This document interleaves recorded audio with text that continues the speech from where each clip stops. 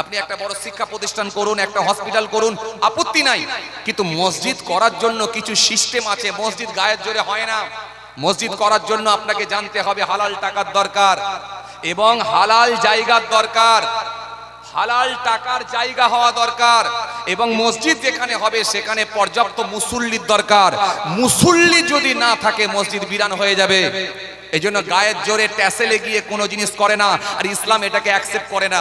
আপনাকে যদি করতে হয় আপনি বড় শিক্ষা প্রতিষ্ঠান করুন, হসপিটাল করুন, আমরা নিশ্চয়ই আপনাকে সাধুবাদ দেবো, নিশ্চয়ই আপনাকে আমরা সমর্থন করব, নিশ্চয়ই আপনাকে আমরা সাবাস দেবো, নিশ্চয়ই আপনাকে আমরা স্যালুট করব। মুর্শিদাবাদে এক নেতা তিনি বলছেন আমি বাবরি মসজিদ বানাবো। এখন এই বাবরি মসজিদ বানাবো বলে মুর্শিদাবাদের এক নেতা জি তিনি বাবরি মসজিদ বানাবেন বলে এখন উঠে পড়ে লেগেছেন। ব্যাস, বাবরি নাম শুনলি তো কিছু মানুষের অ্যালার্জি শুরু হয়ে যায়। আরে কথা বলছেন না কেন? সোশ্যাল মিডিয়ায় দেখছেন না তোলপাড় তোলপাড় চলছে। নেতারা ঈদের নামাজও পড়ছে, নেতারা ঈদের নামাজও পড়ছে, জুমার দিনে জুমার 2 রাকাত নামাজও পড়ছে, আবার মসজিদ বানাবে বলে লাফালাফি করছে।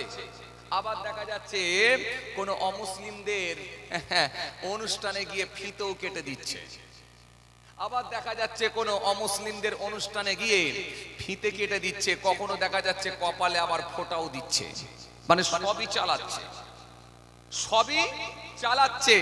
এই সব চালানোর নাম ইসলাম নয়। এজন্য আপনাকে কিছু কাজ আছে সেগুলো বর্জন করতে হবে। যেগুলো ইসলাম শিখিয়েছে সেই বর্জন যদি আপনি না করতে পারেন, সেগুলো থেকে যদি বিরত না থাকতে পারেন, তাহলে আল্লাহর সঙ্গে কানেকশন সম্পর্ক তৈরি করাটা বড় কঠিন হবে, কঠিন হবে। এজন্য মনে রাখবেন কোরআন শরীফের মধ্যে আল্লাহ বলেছেন ইনতাজতানিবু কাবাইরা মা তুনহাউনা আনহু নুকাফিউকুম সাইয়্যাতিকুম ওয়া নুদখিলুকুম মুদখালান কারীমা।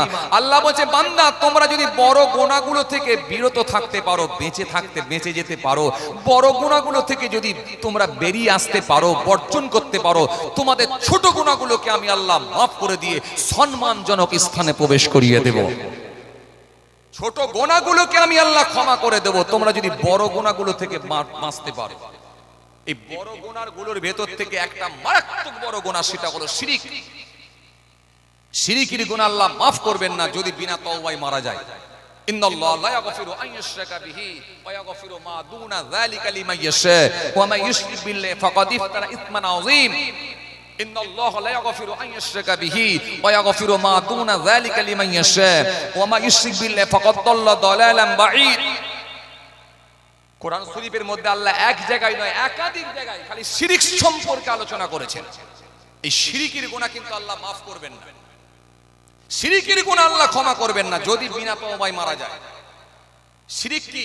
শিরকটা হলো আরবি শব্দ, আরবি কথা জি, যার আবিধানিক অর্থ হলো সমকক্ষ মনে করা, সমকক্ষ মনে করা বা সমতুল্য মনে করা। আল্লাহর জায়গায় অন্যজনকে সমতুল্য মনে করা, এটা হলো শিরক। এই শিরক প্রত্যক্ষভাবে যদি কেউ শিরক করে, যদি বিনা তওবায় মারা যায়, আল্লাহ তাকে ক্ষমা করবেন না, মাফ করবেন না, মাফ করবেন না যদি বিনা তওবায় মারা যায়। তার ভেতরে একটা মারাত্মক, যেগুলো আমরা নেতাদের ভেতরে দেখতে পাই জি, আমরা দেখি কি দেখি, আমরা দেখি ঈদের নামাজও পড়ছে, আবার জুমার নামাজও পড়ছে, আবার দেখা যাচ্ছে তারা ঈদের নামাজ জুমার নামাজ পড়লেও আবার দেখা যাচ্ছে কোথাও গিয়ে কপালে ফোঁটাও দিচ্ছে, কোথাও গিয়ে সিজদাও দিচ্ছে। এই যে কপাল সিজদা, এটা আল্লাহ কিন্তু ক্ষমা করবেন না, মাফ করবেন না। আল্লাহর জায়গায় অন্য কাউকে আসন দেওয়া, আল্লাহর জায়গায় অন্য কাউকে স্থান দেওয়া, জায়গা দেওয়া, এটা আমার আল্লাহ কখনো ক্ষমা করবেন না, মাফ করবেন না, কখনো আমার আল্লাহ ক্ষমা করবেন না। এই শিরকের গুনাহ আল্লাহ রাব্বুল আলামিন মাফ করবেন না, এতে শিরক কিন্তু আমার আল্লাহ ক্ষমা করবেন না। ডাইরেক্ট আমার আল্লাহ কোরআনের মধ্যে জানিয়ে দিয়েছেন। কথা বুঝে আসছে ভাইরা আমার, বন্ধুরা আমার, বাবাজিরা আমার, যে কথা বুঝাতে চাইছিলাম জি। কিন্তু এই শিরক আমাদের সমাজে দেখা যায় বহু মানুষের ভেতরে ঢুকে আছে জি। আমরা কোনো মাজারে গেলে, কোনো দরগায় গেলে, কোনো পীরের কাছে গেলে যদি আমাদের এই রকম মনে এসে যায় যে আমার মনের কথাটা হুজুর জানে, কথা বলে আমার মনের কথাটা হুজুর জানে, পীর আমার সব জানে, এই পীরকে যদি হাজির বলে মেনে নেওয়া হয়, পীরকে যদি মনে হয় সব সময় আমার কাছেই আছে বা আমার ভিতরের খবরটা পীর বলে দিতে পারবে, শিরিক হয়ে যাবে, প্রত্যক্ষভাবে শিরিক হয়ে যাবে।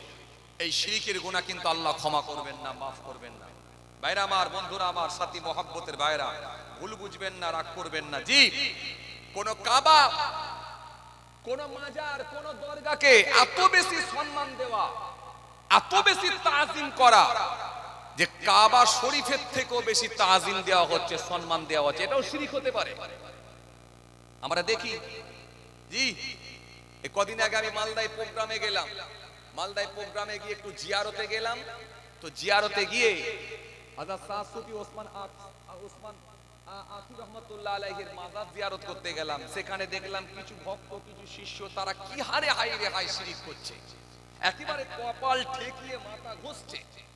জি, আর ওই চত্বরে কাবা শরীফের তোয়াফের নাই ঘুরছে, খালি কাবা শরীফের তোয়াফের নাই ঘুরছে। হ্যাঁ, কথা বুঝতে পারছেন না? মাজারে পরিদর্শন করছে, ঘুরছে, কাবা শরীফের তোয়াফের নাই, কথা বুঝতে পারছেন? তোয়াফের নাই ঘুরছে, আর চুমু খাচ্ছে, একেবারে পানি দিয়ে ধুচ্ছে। এগুলো প্রত্যক্ষভাবে শিরিক। কত মানুষ আসছে, শত শত মানুষ এসে কপাল, নাক, সিজদা দিয়ে একেবারে খিচড়ে দিচ্ছে। এই কপালটা কারোর জন্য নয়। কিছু এমন ব্যাপার আছে যেগুলো আল্লাহর জন্য একেবারে নির্ধারিত, এটা অন্য কাউকে দেওয়া যাবে না। যেমন আপনি জবাহ করবেন, এটা কোনো পীরের নামে চলে না, কোনো হুজুরের নামে চলে না, কোনো পীরের নামে চলে না। এই জবাহ যখন করবেন, এটা একমাত্র আল্লাহর নামই করতে হবে। জি, কথা বুঝে আসছে? লাআনাল্লাহু মান জাবাআ লিগায়রিল্লাহ ওয়া লাআনাল্লাহু মান সারাকা মানারাল আরদ, নবী বলে দিয়েছে। এই জন্য গায়রুল্লাহর নামে যদি কেউ জবাহ করে, তার উপর আল্লাহর লানত হবে। এই জন্য জবাহ করতে হয় আল্লাহর নামে। নামাজের পাটিতে সিজদা দিই আল্লাহকে স্মরণ করার জন্য। এই আল্লাহকে স্মরণ করে আমরা নামাজের পাটিতে সিজদা দিই। এই কপালটা একমাত্র আল্লাহর জন্য, দুনিয়ার কোনো মানুষের জন্য নয়। দুনিয়ার কোনো ব্যক্তি, দুনিয়ার কোনো মানুষ, দুনিয়ার কোনো মাজারে গিয়ে, দুনিয়ার কোনো পীরের কাছে গিয়ে যদি সিজদা দেওয়া হয়, সেটা প্রত্যক্ষভাবে শিরিক হবে। এই শিরিকের গুনাহ কিন্তু আল্লাহ মাফ করবেন না। নবী বলেছে, মান মাতা লা ইউশরিক বিল্লাহি শাইআন দাখালাল জান্নাহ। শিরিক না করে যদি কেউ মৃত্যুবরণ করে, ঠিকানা তার জান্নাত হবে। মান মাতা ইউশরিক বিল্লাহি শাইআন দাখালান নার। শিরিক করে যদি কেউ মৃত্যুবরণ করে, ঠিকানা তার জাহান্নাম হবে। শিরিক ব্যতীত আল্লাহ ইচ্ছা করলে সমস্ত গুনাহকে মাফ করে দিতে পারেন, আল্লাহ ইচ্ছা করলে। কিন্তু নেতাদের ভেতরে বা কিছু মানুষের ভেতরে এই শিরিকটা একেবারে আজকে কমন ব্যাপার হয়ে গেছে। যেখানে যেমন সেখানে তেমন, যেখানে যেমন সেখানে তেমন। এই যে কয়েকদিন আগে দেখছেন না, তোলপাত চলছে এখন সোশ্যাল মিডিয়ায়।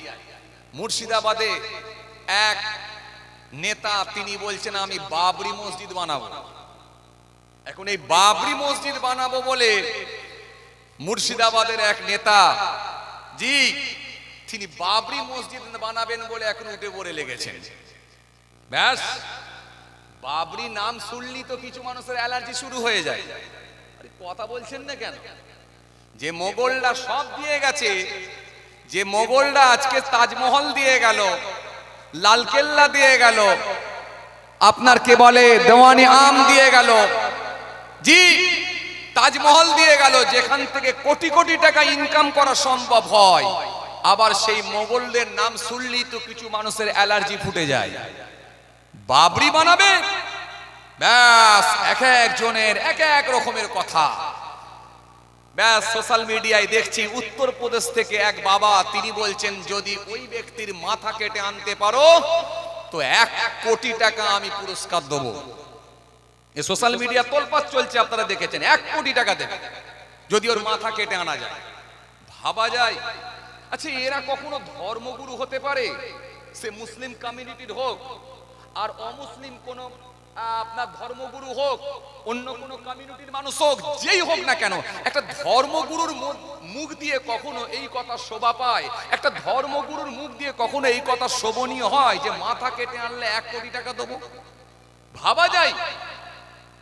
হ্যাঁ, আপনি যদি মনে করেন আপনার নিশ্চয়ই সংবিধান আপনাকে রাইট দিয়েছে, আপনি বিরোধিতা করতে পারেন। যদি মনে হয় সেটা সংবিধান বিরোধী কাজ হচ্ছে, সংবিধান বহির্ভূত কাজ হচ্ছে, নিশ্চয়ই আপনি তার বিরোধিতা করতে পারেন, প্রোটেস্ট করতে পারেন। কিন্তু আপনি মাথা কেটে আনতে বলবেন, এটা কখনো শুভবুদ্ধি সম্পন্ন মানুষ মেনে নিতে পারে না? এটা বলা উচিত নয়। সংবিধান যেখানে আপনাকে রাইট দিয়েছে, ঠিক সংবিধান যখন রাইট দিয়েছে, প্রত্যেকটা কমিউনিটির মানুষ যে যা ধর্ম পালনের পূর্ণ স্বাধীনতা থাকবে, তার প্রত্যেকটা কমিউনিটির মানুষের যে যা ধর্ম পালনের পূর্ণ বাক স্বাধীনতা থাকবে। এই স্বাধীনতাকে আপনি হরণ করতে পারবেন না। আপনাকে সংবিধান রাইট দিয়েছে, কিন্তু বড় দুঃখ, বড় আফসোস, আজকে মসজিদ হলে কোনো সমস্যা নাই, কিন্তু বাবরের নাম নিয়ে সমস্যা। হ্যাঁ, তারপর আমরাও এর নিন্দা করছি, আমরাও তো এর প্রতিবাদ করছি যে পাড়াতে গ্রাম্য এলাকাগুলোতে যে মসজিদগুলো আছে, সেগুলোতে মুসল্লির অভাবে মসজিদ বিরান হয়ে যাচ্ছে। মুসল্লির অভাবে মসজিদ বিরান হয়ে যাচ্ছে। তো এরপরে আবার এত কোটি টাকা খরচা করে আবার মসজিদ বানানোর কি প্রয়োজন আছে? হ্যাঁ, এর বিরোধিতা আমরাও করছি, কিন্তু বলার পদ্ধতি থাকবে, সিস্টেম থাকবে, পদ্ধতি থাকবে, বলার ধরনটা আলাদা হবে, প্রতিবাদের ধারাটা আলাদা হবে। কিন্তু আপনি বলবেন মাথা কেটে নিয়ে চলে আসতে পারলে 1 কোটি টাকা দেবো, এটা আমার তীব্র নিন্দা জানাচ্ছি, ঘৃণা জানাচ্ছি, তীব্র নিন্দা করছি। এ কথা কখনো শোভা পায় না। শুভবুদ্ধি সম্পন্ন মানুষ কখনো তারা এই কথাগুলোকে অ্যাকসেপ্ট করবে না, এই কথাগুলো কখনো মানুষ মেনে নেবে না। সেকুলার মানুষরা কখনো এই কথা মানবে না। সে যে ধর্মেরই মানুষ হোক না কেন, যে কমিউনিটির মানুষ হোক না কেন, সংবিধান এর রাইট দেয় না আপনি কারোর মাথা কেটে আনতে বলবেন 1 কোটি টাকা দেবো। সংবিধান এই রাইট আপনাকে দেয় না। এই জন্য মনে রাখবেন, হ্যাঁ মনে রাখবেন, দেশ হয়তো কেউ পরিচালনা করছে, ঠিক আছে, আজ ক্ষমতা আছে বলেই ক্ষমতার অপব্যবহার করা যাবে না। মনে রাখবেন, একটা সিস্টেমেটিক চলতে হবে। ভারতবর্ষের একটা সংবিধান আছে, একটা সিস্টেম আছে, এই সিস্টেম অনুযায়ী, একটা ল অনুযায়ী চলতে হবে প্রত্যেকটা মানুষকে। আইন কারোর জন্য কিন্তু কোনো আইন কারোর কোনো কথা শুনবে না, আইন আইনের পথে চলবে। ভাইরা আমার, বন্ধুরা আমার, সাথী মহব্বতের ভাইরা, তারপরও আমরা বলবো সেই এমএলএ সাহেবকে, যদি আপনার কিছু করতে হয় এমন একটা জিনিস করুন যাতে করে প্রত্যেকটা কমিউনিটির মানুষ, সমগ্র জাতির, সমগ্র আপনার কমিউনিটির মানুষের, সমগ্র মানুষের যেন উপকারে আসে, প্রত্যেকটা কমিউনিটির মানুষের যেন উপকার আসে। আপনি একটা বড় শিক্ষা প্রতিষ্ঠান করুন, একটা হসপিটাল করুন, আপত্তি নাই, কিন্তু মসজিদ করার জন্য কিছু সিস্টেম আছে। মসজিদ গায়ের জোরে হয় না। মসজিদ করার জন্য আপনাকে জানতে হবে হালাল টাকার দরকার এবং হালাল জায়গার দরকার, হালাল টাকার জায়গা হওয়া দরকার, এবং মসজিদ যেখানে হবে সেখানে পর্যাপ্ত মুসল্লির দরকার।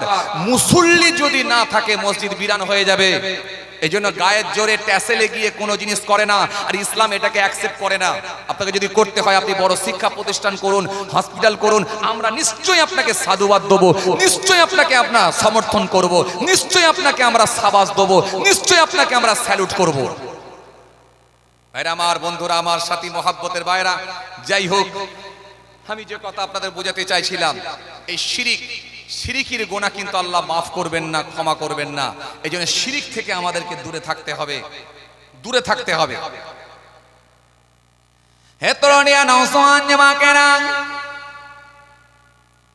হে আমার মুরব্বিয়ানেরা, বাবারা শুনে রেখে দিয়ে, আর আপনি যদি শিরিক মুক্ত জীবন তৈরি করতে পারেন, নিশ্চিতভাবে আল্লাহর কাছে প্রিয় বান্দা হয়ে যাবে। কেন? আমার আল্লাহর ওয়াদা আছে, আমার আল্লাহর কথা আছে, যে বান্দা আমার হয়ে যাবে আমি আল্লাহ কথা দিচ্ছি আমিও তার হয়ে যাব। এতরনিয়া নওজওয়ান জামাকেরা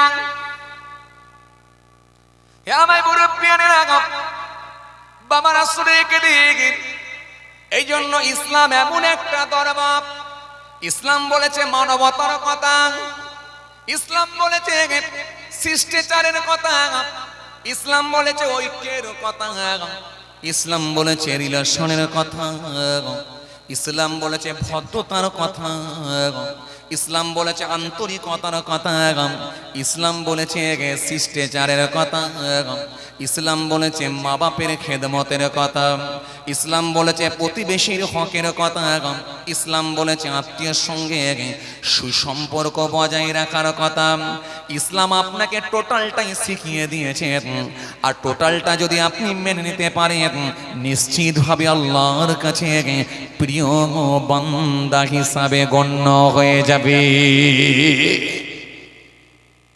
কথা বুঝে আসছে যে আসেন, ভুল বুঝবেন না, রাগ করবেন না। এগুলো আমাদের সমাজে হয়। কিছু আছে মানুষ দেখবেন ধর্মীয় জ্ঞান না থাকার কারণেতে, ইসলাম সম্পর্কে তার ধর্মীয় জ্ঞান না থাকার কারণে, ইসলামের জ্ঞান না থাকার কারণেতে কিছু মানুষ দাড়ি টুপি নামাজ করার পরেও দেখা যাচ্ছে এমন কিছু কাজ করে ফেলে যেগুলো আল্লাহর কাছে অপছন্দ হতে পারে। কিছু মানুষ আছে দেখবেন, জি কিছু মানুষ আছে দেখবেন এইরকম নানা রকম ভাবে মন্তব্য করে ফেলে, ইসলামকে নিয়ে এমন কিছু কথাবার্তা বলে ফেলে, জি বাবাজি আমার ভাইরা, যেগুলো আল্লাহর কাছে হতে পারে আমার আল্লাহর কাছে অপছন্দ হতে পারে। কোন দরগায় গেছে, কোন মাজারে গেছে, কোন দরগায় গেছে, কোন মাজারে গেছে, মাজারে গিয়ে দেখা যাচ্ছে পীরের কাছে চাকরি চাইছে, বাবা পীর আমাকে একটা চাকরি দাও, বাবা পীর সাহেব আমাকে একটা সন্তান দাও। কেউ হয়তো কন্যা সন্তানের বাপ হয়েছে, সেখানে গিয়ে একটা পুত্র সন্তান চাইছে। খাজা বাবা দরবারে গিয়ে বলছে, বাবা খাজা আমাকে একটা ছেলে দাও, বাবা খাজা বড় কষ্ট করে নিয়ত করে এসেছি, নিরাশ করে দিও না, ফিরিয়ে দিও না। কথা বুঝতে পারছেন না? দিয়ে দাম করে সিজদায় পড়ে গেল, ছাপালটা লাগিয়ে দিয়ে নাক আর কপাল ঘষতে শুরু করে দিল, বাবা খাজা ফিরিয়ে দিও না। এটা প্রত্যক্ষভাবে শিরক হয়ে গেল। তওবা না করলে আল্লাহ হয়তো নাও মাফ করতে পারে। এজন্য ভাইরা আমার, বন্ধুরা আমার, সাথী মহব্বতের ভাইরা, ভুল বুঝবেন না, রাগ করবেন না।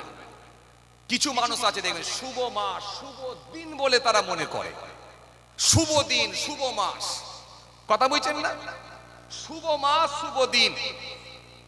বাপ মারা গিয়েছিল কত তারিখে? বাপ মারা গিয়েছিল মাঘ মাসের 11 তারিখে। আর মাঘ মাসের 11 তারিখ যখন ঘুরে ঘুরে এসে পৌঁছে গেল, তখন সে বলছে এই দিনটা আমার কাছে অশুভ দিন গো, আজকে সেই দিনটা এসেছে গো, হাই হাই জানি না কি বিপদ হবে নাকি। নাউজুবিল্লাহ মিন যালিক। এরকম বলবেন না। আল্লাহর কাছে শুভ অশুভ বলে কিছু নয়। আল্লাহর দিন সব ভালো, আল্লাহর মাস সব ভালো, আল্লাহর মাস সব ভালো, আল্লাহর দিন সব ভালো। আপনি শুভ অশুভ বলবেন কেন? অনেকে আছে দেখবেন বার উল্লেখ করে, বার মেনশন করে বলে বৃহস্পতিবার। অনেকে দেখবেন বৃহস্পতিবার, অনেক বেধর্মীর সঙ্গে উঠা বসা করার জন্য, গায়ের কমের সঙ্গে উঠা বসা করার পর এখন সে বলছে বৃহস্পতিবারকে বলে দিচ্ছে লক্ষ্মীবার। নাউজুবিল্লাহ মিন যালিক। না, এরকম কথা বলবেন না, লক্ষ্মীবার খবরদার না, এইরকম কথা মুখ দিয়ে উচ্চারণ করবেন না। আল্লাহর বার সব সমান, আল্লাহর মাস, আল্লাহর দেওয়া দিন সব সমান, সব ভালো। হ্যাঁ, সপ্তাহের মধ্যে একটা দিন, সেটা হলো শ্রেষ্ঠ দিন, সেটা হলো জুমার দিন। এই জুমার দিনের গুরুত্ব বাড়ানো হয়েছে। তা বলে জুমার দিন ছাড়া যদি অন্য দিন হয়, এই অন্য দিনকে আপনি খারাপ দিন বলে যেন বিবেচিত করবেন না। আল্লাহর দিন, মাস সব সমান, সব ভালো, কিন্তু আপনি বলে দিচ্ছেন শুভ দিন, শুভ মাস, এগুলো বলে ফেলছেন। এগুলো হতে পারে শিরকির খাতায় পৌঁছাতে পারে। শিরকি আকবার আছে, শিরকি আসগার আছে। ছোট শিরক হতে পারে, বড় শিরক হতে পারে, সেগুলো ঈমান আমলের ক্ষতি হতে পারে। এগুলো করবেন না, খবরদার, খবরদার, এগুলো করবেন না। জি, অনেকে দেখা যায় এইগুলো করে, কিছু ছোট ছোট কথাগুলো বলে ফেলে, উপরালা বলে ফেলে, উপরালা। নাউজুবিল্লাহ মিন যালিক। উপরালা কি? দুদিন ধরে দেখা যাচ্ছে মেঘলা ওয়েদার, নিম্নচাপ হয়েছে, পানি হচ্ছে ঝিমঝিম করে, যখন তখন পানি নেমে যাচ্ছে। হ্যাঁ, বিকেল বেলা দেখা যাচ্ছে হ্যাঁ চাচা আর ভাইপো সাইকেল চেপে আসছে, হঠাৎ করে দেখা যায় ফের অন্ধকার হয়ে গেল। এখন ওই কি বলে চাচাটা, ভাইপোটা বলছে, চাচা কি হবে গো, ফের যে অন্ধকার দেখছি, আবার পানি নেমে যাবে নাকি? তখন চাচা পিছনে বসে বসে বলছে, উপরওয়ালার ইচ্ছা, তিনি দিলেই দিতে পারে। নাউযুবিল্লাহ মিন যালিক। উপরওয়ালা বলবেন না, উপরওয়ালা কেন বলবেন? উপরওয়ালা যদি উনি হন তো নিচেওয়ালা কে? কে? জমিন আসমানের মালিক, সারা পৃথিবীর মালিক তো আমার আল্লাহ, আমার রব, আমার স্রষ্টা, সবের মালিক। হ্যাঁ, আল্লাহু লা ইলাহা ইল্লাহু, আল্লাহ তিনি ছাড়া কোনো মাবুদ নাই। আল হাইয়ুল কাইয়ুম, তিনি চিরস্থায়ী চিরজীবী, ছিলেন, আছেন, থাকবেন। লা তাখুযুহু সিনাতুম ওয়ালা নাউম, যিনার তন্দ্রা নাই, ঘুম নাই, আরাম নাই, বিশ্রাম নাই, সব বিষয়ে যিনি অবগত। মহব্বতে বলবেন না একটু সুবহানাল্লাহ? কে আল্লাহ? কুল হুয়াল্লাহু আহাদ, বলো সে আল্লাহ হলেন এক বা একক। আল্লাহুস সামাদ, তিনি বেনিয়াজ, কারো মুতাফেক্কি নন। লাম ইয়ালিদ, তিনি কাউকে জন্ম দেননি। ওয়া লাম ইউলাদ, তিনি কারো জন্মিত নন। ওয়া লাম ইয়াকুল লাহু কুফুয়ান আহাদ, আকাশ জমিনে আল্লাহর সমকক্ষ আর কিছুই নাই। কথা বুঝে আসছে না? জি, সে আল্লাহ। এই জন্য তো আমরা এক আল্লাহ বিশ্বাসী। কথা ঠিক কিনা ভুল বলেন?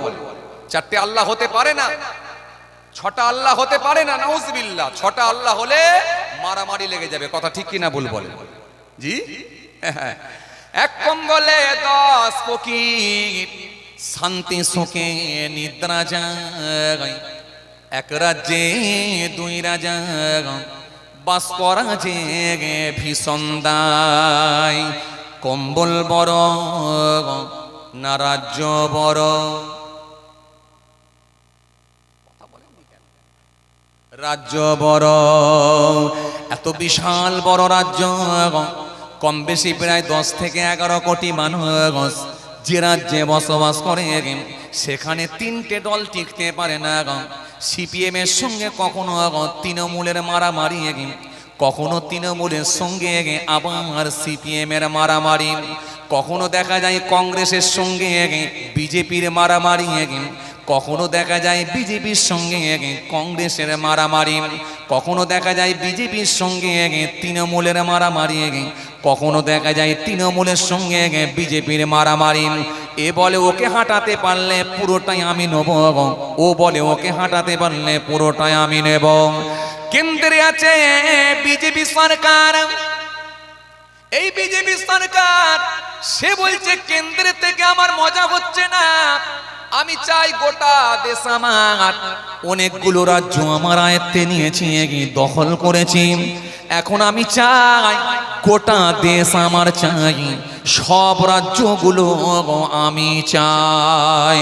লাস্টে যখন পেরে উঠতে পারে না, টাকা মারো হয় না, ইভিএম মেশিনের কারচুপি করো তাও যখন হয় না, নতুন করে আবার বলে এসআইআর চালু করো, এবারে যদি হয়তো হবে। কথা ঠিক কি না? কি বলেন কথা? এসআইআর, যে এই এসআইআর দিয়ে বলে সাইজ করব। দাঁড়াও, বড় নেতা বলছে পশ্চিম বাংলা থেকে খালি 1 কোটি রোহিঙ্গা, 1 কোটি রোহিঙ্গা তাড়াতে হবে পশ্চিম বাংলার মাটি থেকে। বড় নেতা, বিরাট চেহারা, বিরাট বড় মুখ, বিরাট বড় মাথা, গাড়িতে চাপলে সামনে গাড়ি আর পেছনে গাড়ি, পুলিশ প্রহরীর পাহারা, এত নিরাপত্তা দিয়ে তাকে নিয়ে যাওয়া হয়। বড় নেতা, সে বলছে 1 কোটির ওপরে খালি রোহিঙ্গা বেরোবে। আমি বলি এর মাথার যে কটা তার ছিল সব কটাই গেছে। সারা পৃথিবী খুঁজলে 1 কোটি রোহিঙ্গা পাওয়া যায় না, আর শুধু পশ্চিম বাংলা খুঁজলে 1 কোটি রোহিঙ্গা পাওয়া যাবে? আমি বলি এর মাথার তার যে কটা ছিল সব কটাই গেছে। কথা বুঝতে পারছেন না? হ্যাঁ, মায়ানমারে যারা বসবাস করে তাদেরকে রোহিঙ্গা বলা হয়।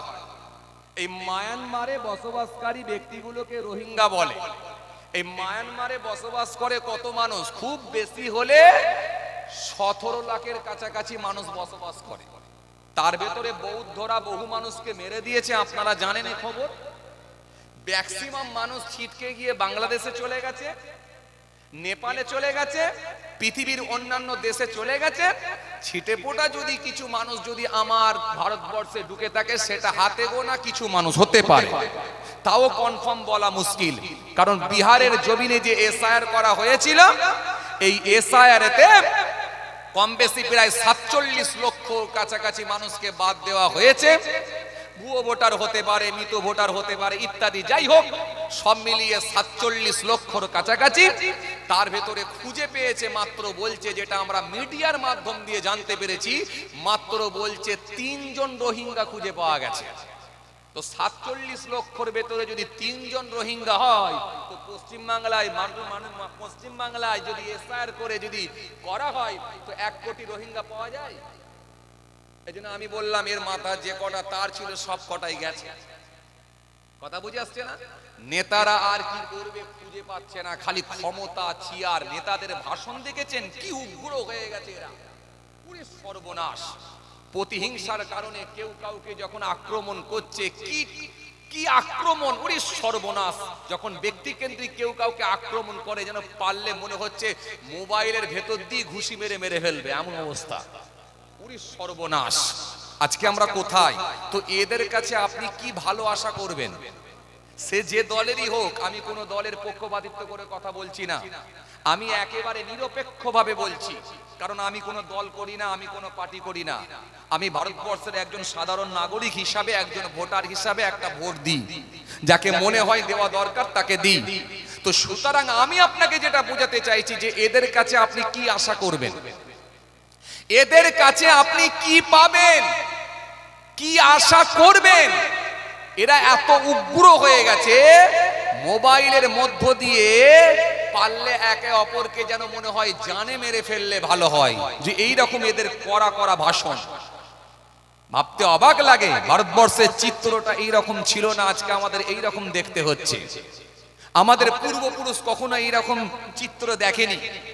এই জন্য মনে রাখবেন, হ্যাঁ, ভদ্র হন, শান্ত হন, মানুষের উন্নয়ন করার চেষ্টা করুন, উন্নতি করুন, মানুষ আপনাদের পাশে থাকবে।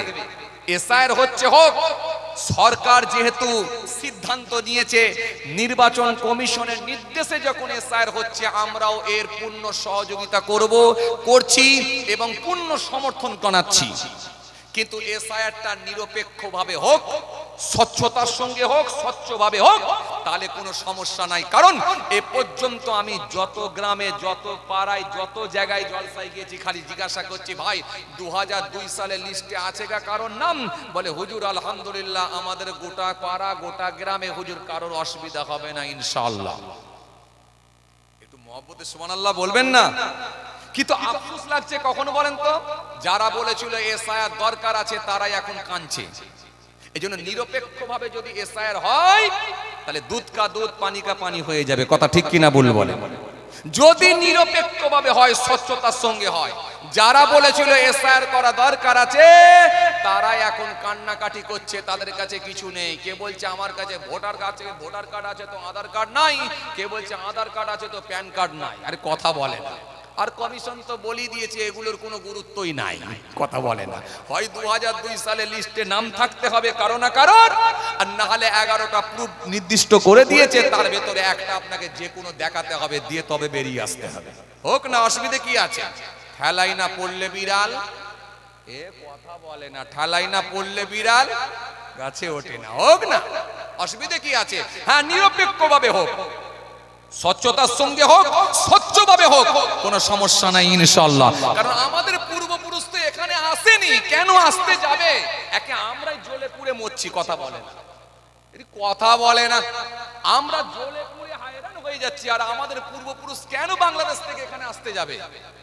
আমাদের পূর্বপুরুষ, বাপ দাদু, ঠাকুর দাদু, বাপ দাদু যাই বলেন না কেন, সব এদেশেরই নাগরিক, বৈধ নাগরিক। তারা দেশ স্বাধীনের আগে থেকে আছে। হ্যাঁ, আমরা সোশ্যাল মিডিয়ায় দেখছি তো, লোক বলছে হুজুর 1900 আপনার কি বলে 23 সালের কাগজ আছে, কে বলছে 1938 সালের কাগজ আছে। ছেলে খেলা কথা নাকি? হ্যাঁ, নামের হয়তো একটু ইদিক উদিক হতে পারে, পদবীর গোলমাল হতে পারে, কিন্তু সমস্যা নেই। কাগজ যে নেই এটা বলতে পারবেন না, দেখিয়ে দেবে মানুষ। কি কথা ঠিক কিনা বলেন? যে আলহামদুলিল্লাহ। সুতরাং আমাদের পূর্বপুরুষ তারা বাংলাদেশ থেকে আসেনি। আর বাংলাদেশ থেকে কেন এখানে আসতে যাবে? বাংলাদেশ একটা স্বাধীন দেশ, ইসলামিক কান্ট্রি, তারা কত সেখানে সুরক্ষিত। আমরা এখানে জন্মে যেন মনে হচ্ছে কি ভুল কাজ করে ফেলেছি, কথা বলে না, জ্বলে পুড়ে হায়রান হয়ে যাচ্ছি। আজ বলে গরু খেতে দেবুনি, কাল বলে নামাজ পড়তে দেবুনি, পরশুদিন বলে মসজিদ ভেঙে দাও, তারপর দিনে বলে ঈদ পড়তে দেবুনি, কখনো বলছে ওয়াকাবের যে স্টেট, ওই ওয়াকাবের যে ল্যান্ড আছে, সম্পত্তি আছে, সেগুলোকে সব নিয়ে নাও, কখনো বলছে গরু খেতে দেবুনি, কখনো বলছে মাদ্রাসা ভেঙে দাও, কখনো বলছে তালাক তুলে দাও। এই যে একটার পর একটা ভারতবর্ষের রাজনীতি তো এখন শুধু এই একটা কমিউনিটিকে নিয়ে আর দুটো দেশকে নিয়ে, বাংলাদেশ আর পাকিস্তান। এই দুটো দেশ যদি না থাকতো এরা যে কি করে খেত আমি জানি না, আল্লাহই ভালো জানে। কথা ঠিক কিনা বল বলে। যাক, বলতে গেলে অনেক কথা বেরিয়ে আসেন, ভুল বুঝবেন না, রাগ করবেন না। যে কথা আপনাদের বুঝাতে চাইছিলাম, এই জন্য এই ছোট ছোট গোনাগুলো থেকে আমাদের বেঁচে থাকতে হবে ইনশাল্লাহ। যদি আমরা বেঁচে থাকতে পারি, নিশ্চিত ভাবে আমার আল্লাহ যদি আমাদেরকে কবুল করেন, মুমিনের খাতাতে যদি আমার আল্লাহ নামটা তুলে দেন, নিশ্চিত ভাবে আল্লাহর দয়ার জান্নাত যাওয়া ইনশাল্লাহ সম্ভব হয়ে যাবে। জোরে বলেন না। এজন্য মনে রাখবেন, জান্নাতে যাওয়াটা খুব সহজ নয়, যতটা সহজ আমরা মনে করছি ততটা সহজ নয়। যদি আল্লাহ দয়া করে কাউকে জান্নাত দেন তো আলহামদুলিল্লাহ, আর যদি বলেন আমি কাউকে ধরবো তাহলে তার কপালে খুব খারাপই আছে, কিন্তু জান্নাতে যাওয়া বড় কঠিন হবে। যদি আমার আল্লাহ কাউকে ধরে তাহলে তার অবস্থা খুব খারাপ হয়ে যাবে। এই জন্য জান্নাতে যাওয়াটা যতটা সহজ মনে করছি আমরা, ততটা সহজ কিন্তু নয়। হে তরুণিয়া, নওজওয়ান জামাকেরা, হে ভাই মুরব্বিয়ানেরা, বাবা নাসরীকে দিয়ে এই জন্য আমার আল্লাহ সুন্দর করে বললেন, জান্নাত আমি আল্লাহ দেব, দুটো জিনিস তোমাদের ভেতরে থাকতে হবে। সুন্দর করে আমার আল্লাহ জানিয়ে দিয়েছেন, সুন্দর করে আমার আল্লাহ জানিয়ে দিয়েছেন, দুটো জিনিস তোমাদের ভেতরে থাকতে হবে। আমার আল্লাহ সুন্দর করে বললেন, সুন্দর করে কোরআনের মধ্যে জানালেন, ওয়ামাই আমাল মিনাস সলিহাতি মিন যাকারিন আও উনসা ওয়া হুয়া মুমিনুন ফাউলাইকা ইয়াদখুলুনাল জান্নাহ ওয়া লা ইউযলামুনা নাকিরা। আমার আল্লাহ কোরআনের মধ্যে সুন্দর করে জানালেন, জান্নাত আমি দেব, সে পুরুষ হোক আর মহিলা হোক, নেই কোনো সমস্যা। যার ভেতরে ঈমান থাকবে, থাকবে শুধু ঈমান, লাগবে শুধু ঈমান, অধিকার কিন্তু সমান, লাগবে শুধু ঈমান আর অধিকার কিন্তু সমান, লাগবে না আর ধর্ম, লাগবে না আর ধর্ম, করতে হবে না কোনো কর্ম, তাদের লাগবে না আর কোনো নামাজ, লাগবে না আর রোজা, লাগবে না আর যাকাত, লাগবে না আর দান, লাগবে না আর তাসবিহ, লাগবে না আর হজ, করতে হবে না কোনো কর্ম, আর তাদেরকে মানতে হবে না ধর্ম। আমি আল্লাহ সেদিনে বলবো, চলে যাও আমার জান্নাতে যাও, ওয়ালা ইউযলামুনা নাকিরা। সেদিনে তাদের মধ্যে অনুপরিমাণ জুলুম করা হবে না। শুধু ম্যাপিংটা ঠিক দেখে নেব, ম্যাপিং ঠিক আছে কিনা দেখে নেব, এইটা দেখে নিলি ব্যাস। 25-এর সঙ্গে 2002 সালের লিস্ট মিলিয়ে নেব। কথা বলে না কেন? 25-এর সঙ্গে 2002 সালের লিস্ট আমি মিলিয়ে নেব, ম্যাপিং ঠিক আছে নাকি দেখে নেব। তুমি 25 সালে তোমার ভোটার কার্ডে নাম আছে, কিন্তু তুমি 2002 সালে ভোটার হও না, কিন্তু তোমার বাপের নাম থাকবে। বাপের নাম যদি কোনো কারণে মিস্টেক হয় তাহলে তোমার দাদুর নাম থাকবে। দাদুর নাম যদি কোনো কারণে মিস্টেক হয় তাহলে পদ্দাদুর নাম থাকবে। এই রক্ত সম্পর্ক আছে নাকি দেখে নেব। ম্যাপিং এ যদি মিলে যায় টেনশন করো না, এদেশেই থাকবে, তুমি রেখে দেব। আল্লাহ বলছেন ম্যাপিং এ আমি মিলিয়ে নেব। আমি তোমাদেরকে কোরআনের মধ্যে জানিয়েছি, যদি আমার জান্নাতে আসতে হয়, ইন্নাল্লাযীনা আমানু ওয়া আমিলুস সলিহাত কানাত লাহুম জান্নাতুল ফিরদাউসি নুজুলা। ইন্নাল্লাযীনা আমানু ওয়া আমিলুস সলিহাত লাহুম জান্নাতুন তাজরি মিন তাহতিহাল আনহার যালিকাল ফাওজুল কাবীর। আমার আল্লাহ বলেছেন, নিশ্চয় যারা ঈমান এনেছে আর পৃথিবীর জমিনে সৎ কর্ম ভালো কাজগুলো করেছে, আমি আল্লাহ তাদেরকে জান্নাত দেব যার তলদেশ দিয়ে প্রবাহিত হবে নহর, যার তলদেশ দিয়ে প্রবাহিত হবে নহর। জোরে বলবেন না, আর একটু মন খুলে হয় না? যার তলদেশ দিয়ে প্রবাহিত হবে নহর। এই নহর, এই নহর, এই নহর কয়টা? ও যে আপনারা শুনেছেন, বারে বারে বক্তৃতা শুনেছেন, নহর হবে কিসের নহর? এক নম্বর হলো দুধের নহর। দ্বিতীয় নম্বর কিসের? বসিরহাটের লোক যে। দ্বিতীয় নম্বর কিসের? এক হলো দুধের নহর, দ্বিতীয় নম্বর কিসের? কথা বলে মধুর নহর। তিন নম্বরে কিসের? ভাইজান ঘাল লেরে দিয়ে বলছে, হুজুর আজ জানি না, আর মনে পড়ছে না, হুজুর আজ জানি না, কথা বলে না। যে এক নম্বরে যদি দুধের নহর হয়, দ্বিতীয় নম্বরে যদি মধুর নহর হয়, তিন নম্বরে কিসের নহর?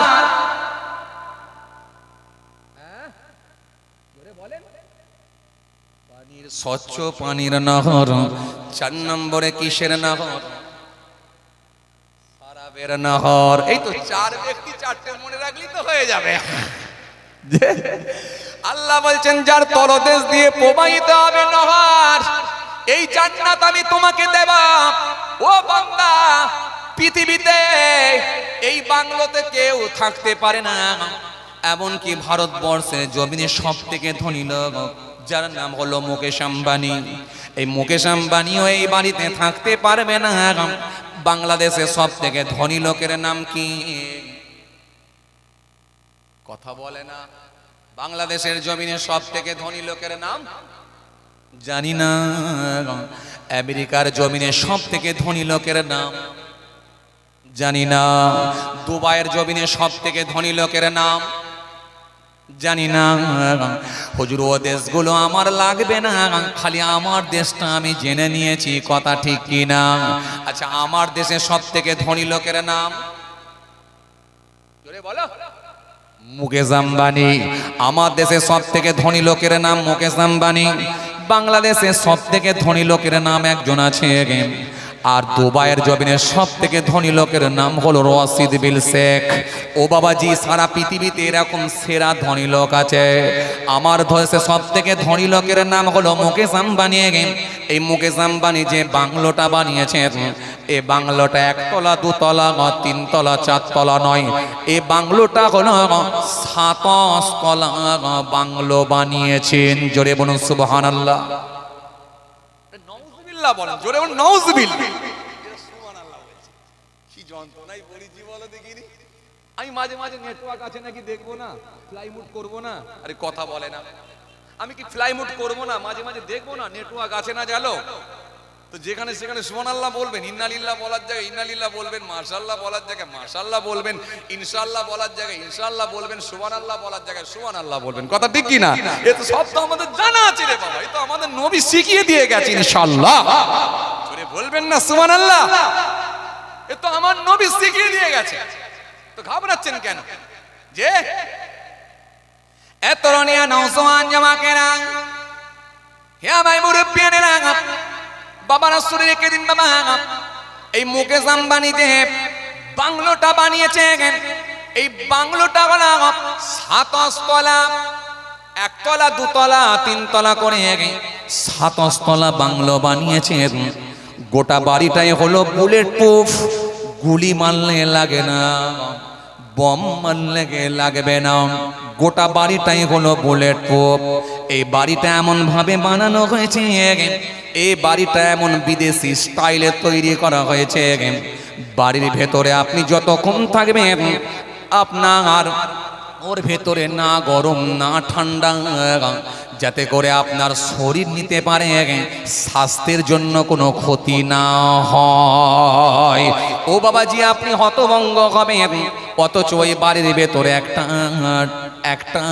সিলিং পাকা নাই, ওই বাড়ির ভেতরে একটা স্ট্যান্ড পাকা নাই, ওই বাড়ির ভেতরে একটা সিলিং পাকা নাই, ওই বাড়ির ভেতরে একটা স্ট্যান্ড পাকা নাই, ওই বাড়ির ভেতরে একটা টেবিল পাকাও নাই, ওই বাড়ির ভেতরে একটা কুলারও নাই, ওই বাড়ির ভেতরে একটাও এসি নাই, অথচ ভেতরটা ওয়েদার অনুযায়ী যেমন তাপমাত্রা থাকে সেই রকম ভেতরটা ঠান্ডা থাকে, যাতে করে স্বাস্থ্যের জন্য কোনো ক্ষতি না হয়ে যায়।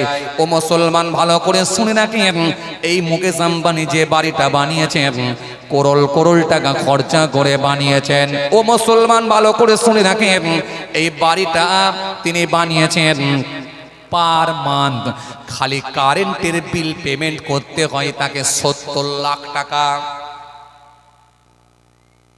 পার মান্থ খালি কারেন্টের বিল পেমেন্ট করতে হয় 70 লাখ টাকা।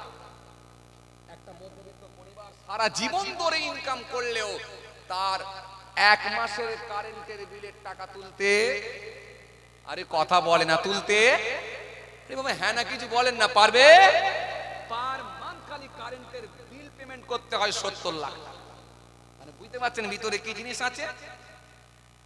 ওপরটা বানানো হয়েছে, হেলিপ্যাড সিস্টেম করা হয়েছে, বাবু হেলিকপ্টারে করে ছাদে নামে, ছাদে নামার পর সিকিউরিটি গার্ড তাকে ঘিরে ফেলে, লিফটের ব্যবস্থা করা হয়েছে, ওই লিফট দিয়ে ইচ্ছা মতো তার কামরার মধ্যে চলে যায়। গোটা বাড়ির ভেতরে কম বেশি প্রায় 7খানা লিফট আছে, কম বেশি প্রায় 650 থেকে 700 জন কর্মচারী আছে। ও মুসলমান, ভালো করে শুনে রাখেন, গোটা বাড়িটা এত সুন্দর করে বানানো হয়েছে যেটা আপনাকে হতভঙ্গ করবে, অবাক করবে। এই মুকেশ আম্বানি তিনি গাড়ি চাপেন, যে গাড়িগুলো যেমন তেমন গাড়ি নয়, যে গাড়িগুলো BMW, মার্সিডিজ, অডি, এই যেমন হাই কোয়ালিটির গাড়ি, যে গাড়িগুলো 1 কোটি 1.5 কোটি 2 কোটি টাকা করে দাম, এইরকম গাড়ি তিনি চাপেন। এই গাড়িগুলো কোথায় রাখবেন, কোথায় পার্কিং করবেন? খোলা মাঠে যদি পার্কিং করা হয় তাহলে হতে পারে আকাশ থেকে বৃষ্টি পড়ে, রোদ্রের তাপ লেগে, শিশির লেগে হতে পারে কালার ফেড হয়ে যেতে পারে। তাই তিনি গাড়িগুলো রাখার জন্য পার্কিং এর ব্যবস্থা করেছেন। ওই বিল্ডিং এর 6 তলা পর্যন্ত খালি পার্কিং করা হয়েছে, গাড়িগুলো 6 তলা পর্যন্ত খালি পার্কিং করা হয়, আর ইচ্ছা যেটা লাগে সেটাকে নিয়ে ভ্রমণ করা হয়। কিন্তু ধনীর লোককে একটু শোনেন, কিরম পয়সাওয়ালা একটু শোনেন, যে এই গাড়িগুলো 6 তলা বিল্ডিং পর্যন্ত খালি পার্কিং করা হয়, ইচ্ছা মতো যেটা পছন্দ হয় সে গাড়ি নিয়ে ভ্রমণ করা হয়। আপনাকে অবাক করবে, যেমন তেমন গাড়ি চাপে না। কথা কিছু বুঝতে পারছেন? যে তিনি একটা শখ করে টয়লেট বানিয়েছেন, এই টয়লেটটা বানিয়ে দিয়েছেন নীতা আম্বানির জন্য, অর্থাৎ তার আহালিয়া, তার স্ত্রী, তার বিবি, তার ওয়াইফের জন্য একটা টয়লেট বানিয়ে দিয়েছে। কথা বলে না, আপনারা ওয়াইফকে ভালোবেসে কিছু দেন? বাবা, চাচা গুলো একটু মুচকে হাসছে। চাচা বলছে, বাবা আমি তো বুড়ো হয়ে গেছি, তোমার চাচি বুড়ি হয়ে গেছে, আর কি ভালোবাসা দেবো? আরে সমস্যা নাই, বিবিকে ভালোবাসা হলো নবীর সুন্নত। কথা ঠিক কিনা ভুল বলে? বিবিকে ভালোবাসা হলো নবীর সুন্নত। মায়েশা সিদ্দিকা রাদিয়াল্লাহু তাআলা আনহা যে গিলাসে পানি খেতেন, সেই গিলাসে আমার রাসূলুল্লাহ পানি খেতেন। চোরে বলতে পারেন না, এ ওয়াজটা আপনারা একাধিকবার শুনেছেন, একবার দুবার না। গিলাসের যে জায়গাটাই মুখ দিয়ে আমার জি, যে জায়গাটাই মুখ দিয়ে আম্মাজান আয়েশা সিদ্দিকা পানি পান করতেন, আমার রাসূলুল্লাহ সেই জায়গাটাতেই মুখ দিয়ে পানি পান করতেন। জোরে বলতে পারেন না? আরো মহব্বতে হয় না? আম্মাজান আয়েশা সিদ্দিকা বলতেন, ইয়া রাসূলুল্লাহ, হাবিবাল্লাহ, হুজুর বিয়াদবি নেবেন না, আপনাকে অন্য গ্লাসে পানি দিই, অন্য পাত্রে পানি দিই? আল্লাহ নবী বললেন, অন্য পাত্রে নিলে তো আমি বলতে পারতাম আয়েশা, এটা তোমার আর আমার ভালোবাসা মহব্বত বাড়ানোর জন্য আমি এই গ্লাসে পানি পান করছি। আহ, কি শিক্ষা দিয়ে গেছেন আমার নবী! তুই এই নবী থেকে আপনি কি পাবেন না বলে? As a teacher, as a leader, as a commander, as a professor, Muhammad sallallahu alaihi wasallam has been the most practical and most successful of all prophets. যেটা আমার নবী থেকে আপনি জিজ্ঞাসা করবেন, সেটাই আমার নবী থেকে আপনি ধার করতে পারবেন ইনশাআল্লাহ। জোরে বলতে পারেন না? ইয়া রাসূলুল্লাহ, পানি খাবো কেমন করে? নবী শিখালে পানি খাও এমন করে। ইয়া রাসূলুল্লাহ, ভাত খাবো কেমন করে? নবী বললেন ভাত খাও এমন করে। ইয়া রাসূলুল্লাহ, চুল কাটবো কেমন করে? নবী শেখালেন এমন করে। ইয়া রাসূলুল্লাহ, জুব্বা পরবো, জামা পরবো কেমন করে? নবী শেখালেন এমন করে। ইয়া রাসূলুল্লাহ, জুব্বা পরলে কোনটা আগে শুরু করব, ডান হাত না বাম হাত? আল্লাহ নবী বললেন ডান হাত। ইযা লাবিসা কামিসান বাদআন বিমা ইয়াবিনি। কি দেয় না আপনাকে? হ্যাঁ, কিছু মানুষ বলে তারা ধর্মটা 3 দিনের আগে এসেছে। আরে ইসলাম ধর্মটা এই 3 দিনেরই ধর্ম। ওরা জানে না ইসলাম ধর্মই হলো সবথেকে প্রাচীন ধর্ম। ইসলাম ধর্মের আগে কোনো ধর্ম ছিল না। আপনাকে আমি এইটুকু নমুনা দিই, ভালো করে শোনেন। পৃথিবীর সর্বপ্রথম যে মানুষ, সে মানুষটার নাম কি? আরে বাবা কথা বলে না, সে মানুষটার নাম কি? আমাদের আদি পিতা, যিনার নাম হযরতে আদম আলাইহিস সালাম। এই আদম আলাইহিস সালাম তিনি পৃথিবীর সর্বপ্রথম মানুষ। তিনি কি ইসলাম ধর্মের অনুসারী ছিলেন না অন্য ধর্মাবলম্বী মানুষ ছিলেন? তাহলে ইসলাম ধর্ম, তাহলে ইসলাম ধর্মের যদি অনুসারী হয়ে থাকেন, তাহলে পৃথিবীর সর্বপ্রথম যে মানুষটা, তিনিও তো ইসলাম ধর্মের অবলম্বী মানুষ, ইসলাম ধর্মের অনুসারী ছিলেন। তাহলে ইসলামকে 3 দিনের ধর্ম বলে চালালে হবে? এবার বলবেন তাহলে হযরত মুহাম্মদ সাল্লাল্লাহু আলাইহি ওয়াসাল্লাম থেকে কি এসেছে? হ্যাঁ, মুসা নবী যিনি ছিলেন তিনিও ইসলাম ধর্মের অনুসারী ছিলেন। ঈসা নবী যিনি ছিলেন তিনি ইসলাম ধর্মের অনুসারী ছিলেন। দাউদ নবী যিনি ছিলেন তিনি ইসলাম ধর্মের অনুসারী ছিলেন। নূহ নবী যিনি ছিলেন তিনি ইসলাম ধর্মের অনুসারী ছিলেন। ইয়াকুব নবী যিনি ছিলেন তিনি ইসলাম ধর্মের অনুসারী ছিলেন। এক এক করে যত নবী আম্বিয়া সালামরা এসেছিল সব ইসলাম ধর্মেরই অনুসারী ছিলেন। মহব্বতে বলতে পারেন না? খুশি মনে হয় না? হ্যাঁ, মানুষ তাহলে গোমরা হয়েছে কখন? এক নবী ইন্তেকাল হয়ে যাবার পরে পরের নবী যখন এসেছে, এই আসা পর্যন্ত মাঝখানে একটা গ্যাপ হয়ে গেছে। গ্যাপ, এই গ্যাপেতে মানুষ গুমরা হয়ে গেছে, পথভ্রষ্ট হয়ে গেছে। যেমন হযরত ঈসা রুহুল্লাহকে আল্লাহ পাঠিয়েছিলেন, আর ঈসা আসলামকে আল্লাহ আসমানে তুলে নিয়েছিলেন। এই মজা আপনাদের জানা আছে? ঈসা নবী যখন আসমানে চলে গিয়েছিলেন, এরপরে আর কোনো নবী ছিল না। আরে কথা বলে না, কথা বলছেন না কেন? নবী ছিল? নবী ছিল না। ঈসা নবী আসমানে চলে গেলেন, আর কোন নবী নাই। মাঝখানে এই নবী শূন্যতা, নবী শূন্য ছিল মাঝখানে 570 বছর। এই 570 বছরের ব্যবধান। আরে টিচার না থাকলে স্টুডেন্টরা অন্যায় করবে কি করবে না? আরে কথা বলে না। টিচার না থাকলে স্টুডেন্টরা অন্যায় করবে কি করবে না? টিচার না থাকলে, মাস্টার না থাকলে ছাত্ররা অন্যায় করবে না করবে না? খাতা পেন নিয়ে ইওকে মারামারি করবে কে করবে না? ইওর দিকে খাতা ছুড়বে কি ছুড়বে না? ও ওকে পেন নিয়ে হাতে দাগ টেনে দেবে কি দেবে না? তো অন্যায় করাটা তো এটা স্বাভাবিক ব্যাপার। ঈসা নবী আসমানে, আর মুহাম্মদ সাল্লাল্লাহু আলাইহি ওয়াসাল্লাম এখনো আসেননি 570 বছর। এই যে লম্বা টাইম, 570 বছরের ব্যবধান। মানুষ গোমরা হয়ে গেল, মানুষ পথভ্রষ্ট হয়ে গেল, মানুষ গোমরা হয়ে গেল। আল্লাহ নবী এই সময় আইয়ামে জাহেলিয়াতের যুগে আল্লাহ নবী সেই সময় হযরত মুহাম্মদ সাল্লাল্লাহু আলাইহি ওয়াসাল্লামকে আল্লাহ নবী পাঠাচ্ছেন। নবী আসছেন, নবী আসছেন, নবী আসছেন, নবী আসছেন। বাতাস কম্পন হচ্ছে, আকাশ হিলছে, ফেরেশতারা আনন্দে আত্মহারা। সেই সময়কার আল্লাহ রাব্বুল আলামিন নিজে খুশি ঘোষণাকারী ফেরেশতাকে বললেন, এ ঘোষণাকারী ফেরেশতা, আকাশে অ্যালার্ট করো, ঘোষণা দাও, আমি আমার হাবিবুল্লাহকে পাঠাচ্ছি। যে নবীকে না পাঠালে কিছুই বানাতাম না, পৃথিবী, আশ্বাস, চন্দ্র, সূর্য, নবমণ্ডল, ভূমণ্ডল, অ্যাম্পোলজি, অ্যাস্ট্রোলজি, ভুটানি, গ্যালাক্সি কিছুই বানাতাম না, সব আমার হাবিবুল্লাহর ওসিলায় বানিয়েছি। সেই হাবিব আসছে, আকাশে ঘোষণা দাও, জানিয়ে দাও, বাতাসে ঘোষণা দাও, জানিয়ে দাও। আকাশ বাতাস সব জায়গায় যখন ঘোষণা দেওয়া হয়ে গেল, রব্বুল আলামিন বললেন, শোনো ফেরেশতা, বহুদিন আরবে পানি হয় না, আরবের মানুষরা গুমরা হয়ে গেছে, অপরাধী হয়ে গেছে, তারা প্রচুর অন্যায় করার কারণেতে আমি আল্লাহ নারাজ হয়ে গিয়ে রহমতের দরজা বন্ধ করে দিতে বলেছি। আজকে আমার হাবিবুল্লাহ আসছে, আমার হাবিবের খাতিরে আমি আল্লাহ আর রহমত দরজা বন্ধ করতে পারি না, আকাশ থেকে বৃষ্টি বর্ষণ করতে চাই। যাও ফেরেশতা, আমার রহমতের দরজাটা আমি আল্লাহ বলি খুলে দাও, খুলে দাও, খুলে দাও। আকাশ থেকে অনবরত বৃষ্টি বর্ষণ হতে লাগলো, পানি বর্ষণ হতে লাগলো, এত অফুরন্ত পানি নাজিল হয়েছিল। হাদিসের ভাষায় সেই বছরের আরবের মানুষগুলো সেই বছরে একটা নাম দিয়েছিল সানাতুল ফিতহি ওয়াল ইবতিহাস, জয়ের বৎসর, আনন্দের বৎসর বলে তারা অভিহিত করেছিল।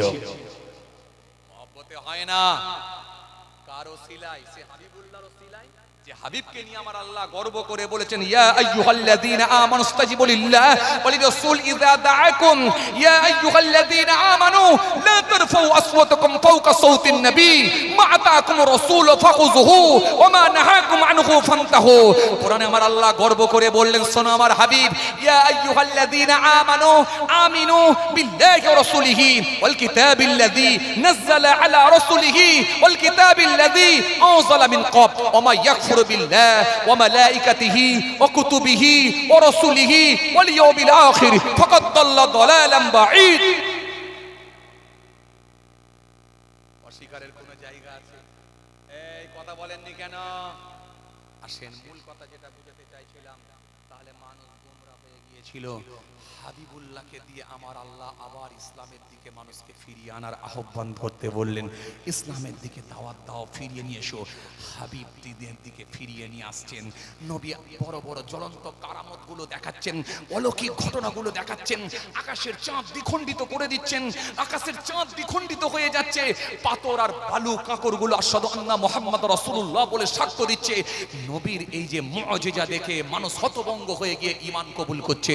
সেই সময়ে আমার আল্লাহ পাক তার হাবিবকে জানালেন, হাবিব দোস্ত, আমি আল্লাহ তোমার খাতিরে ইসলাম ধর্মকে পরিপূর্ণ করে দিয়েছি। একটু মহব্বতে বলতে পারেন না?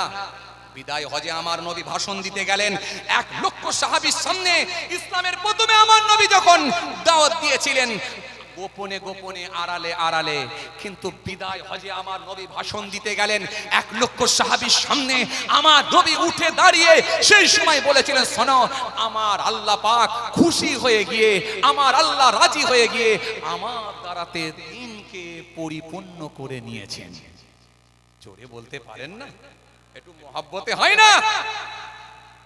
অন্যান্য নবীরা হায়াত বেশি পেয়েছিল কিন্তু দিনকে পরিপূর্ণ করেননি আল্লাহ তাআলা ওসিলায়, কিন্তু আল্লাহ হাবিবুল্লাহর ওসিলায় দিনকে পরিপূর্ণ করে নিয়েছেন। কথা বুঝে আসছে? ভাইরা আমার, বন্ধুরা আমার, সাথী মহব্বতের ভাইরা, সেই নবী আপনাকে সব দিয়ে গেছে। এই নবী আপনাকে কি দিয়ে গেলেন? তাহলে ইসলাম এসেছে বাবা আদম আসলাম বরং তারও পূর্বে থেকে, কিন্তু হাবিবুল্লাহকে দিয়ে আমার আল্লাহ কিছু মাইনাস, কিছু কাটছাট করেছেন, কিছু মাইনাস করেছেন, কিছু কাটছাট করেছেন। এটা চলবে, এটা চলবে না, এটা করো, এটা করো না, এটা জায়েজ, এটা না জায়েজ। এই দিয়ে হাবিবুল্লাহকে দিয়ে আমার আল্লাহ খুশি হয়ে গিয়ে দিনকে পরিপূর্ণ করে নিয়েছেন। ফলে আর কেউ সংশোধন সংযোজন করতে পারবে না। কিয়ামত পর্যন্ত দিনকে আল্লাহ কবুল করে নিয়েছেন। জোরে বলবেন না? তো সেই নবীর কথা বলছিলাম। কোথা থেকে বেরিয়ে এলো জানো? হ্যাঁ, আম্বানি, নীতা আম্বানি। মনে আছে আপনাদের? শখ করে একটা কি দিয়েছিল? ভুলে গেলেন আপনারা? কি দিয়েছিল শখ করে? টয়লেট। টয়লেট উপহার দিচ্ছে বউকে।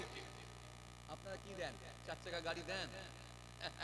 হুজুর, আমার 4 চাকা গাড়ি নেই, আমার বউকে কি 4 চাকা গাড়ি দেবো? আরে বাবা, বউকে যদি 4 চাকা গাড়ি নাও দিতে পারেন, আরে বাবা 4 চাকা গাড়ি যদি নাও দিতে পারেন, আপনি একটা ফুলের তোড়া নিয়ে এসে ভালোবাসা দেবেন, এটাই আপনার কাছে অনেক বড় পাওনা তার হয়ে যাবে। যদি বলতে পারেন না, বিবিকে ভালোবাসবেন, এই শিক্ষাটা আমার নবী দিয়েছেন। চলেন আমি যে কথা আপনাদের বুঝাতে চাইছিলাম খেয়াল করেন, সেই নীতা আম্বানির জন্য শখ করে একটা টয়লেট বানাচ্ছে কে? মুকেশ আম্বানি। টয়লেট এত রনিয়া নওজওয়ান জামাকেরা, ইয়া মাই মুরব্বিয়ানেরা, বাবার আসরেকে দিকে শখ করে একটা টয়লেট বানিয়েছেন।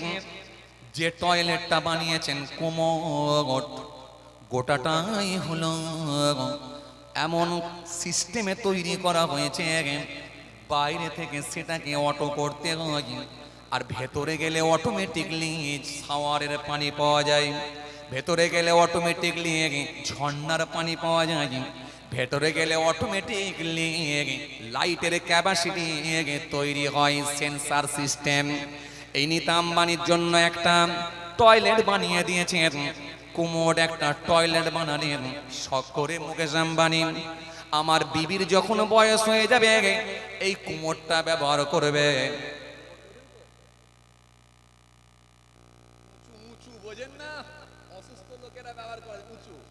উঁচু একটা কোমোড বানিয়ে দিলেন, আপনি হতভঙ্গ হবেন। গোটাটাই হলো সোনার। সাধারণ পরিবার থেকে যদি কোনো একটা ব্যক্তি যদি ওই টয়লেটে গিয়ে একবার বাথরুম করার সুযোগ পায়, আমার তো মনে হয় সে পায়খানা পেচ্ছাপ ছেড়ে দিয়ে হাগামোতা ছেড়ে দিয়ে টয়লেট ভাঙার ধান্দাই থাকবে।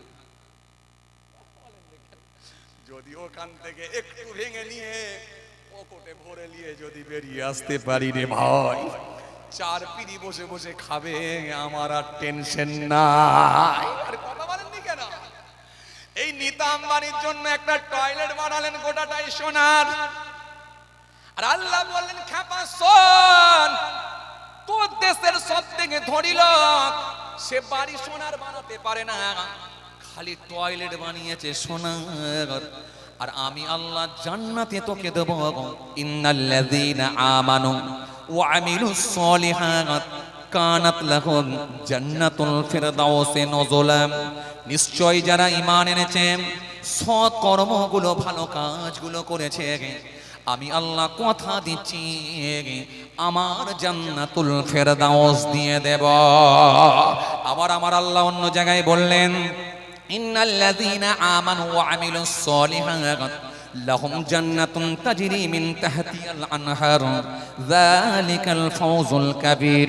আল্লাহ বলছেন যারা ঈমান এনেছে, পৃথিবীর জমিনে সৎ কর্ম ভালো কাজগুলো করেছে, তাদেরকে আমি আল্লাহ জান্নাত দেব, যার তলদেশ দিয়ে প্রবাহিত হবে নহর। কথা বলে না, ভুলে গেলেন নাকি সেই নহর? মনে আছে? আমি ভুলে যাওয়ার লোক নয়, স্টপেজ করব, প্যাসেঞ্জার নামাবো, আবার সেখান থেকে গাড়ি ছাড়বো। আমি ভুলে যাওয়ার লোক নয়, আপনারা ভুললে চলবে না। আমার আল্লাহ বললেন যার তলদেশ দিয়ে প্রবাহিত হবে নহর। এই মনে আছে তো? সে বলে দিয়েছি আগে, কিন্তু যার তলদেশ দিয়ে প্রবাহিত হবে নহর, ঠান্ডি ঠান্ডি হাওয়া, মিঠা মিঠা হাওয়া, খুশবু খুশবু হাওয়া, এমন ভাবে ওদের বাংলোর মধ্যে গিয়ে পৌঁছাবে। আমি আল্লাহ বলছি সেটাই হলো তাদের জন্য চমৎকার বড় উপহার, এটাই হলো তাদের জন্য বড় সফলতা। তোর নীতা আম্বানি একটা টয়লেট বানিয়েছে সোনার, আর আমি আল্লাহ যে বাংলো দেবো একটা করে সোনার ইট, একটা করে রূপার ইট, একটা করে সোনার ইট, একটা করে রূপার ইট, একটা করে সোনার ইট, একটা করে রূপার ইট দিয়ে আমি আল্লাহ বাংলো বানাবো। একটা ইটের সঙ্গে আর একটা ইট লেগে থাকার জন্য, একটা ইটের সঙ্গে আর একটা ইট সাঁটিয়ে রাখার জন্য আমরা কি ব্যবহার করি? সিমেন্ট, বালি, আর কিছু? হ্যাঁ, সাথে পানি। চাচা বলেছে হ্যাঁ, ভুলে যাচ্ছিলাম। চাচা ভালো বলে, আমি ভুলে যাচ্ছিলাম একটু। শুধু সিমেন্ট বালি দিলে হবে না, পানি না দিলে জুড়বে না। সিমেন্ট আর বালি মিক্সড করে সাথে পানি লাগিয়ে দিয়ে মাঝখানে দিয়ে সাঁটিয়ে দেওয়া হয়, আর খুলবে না।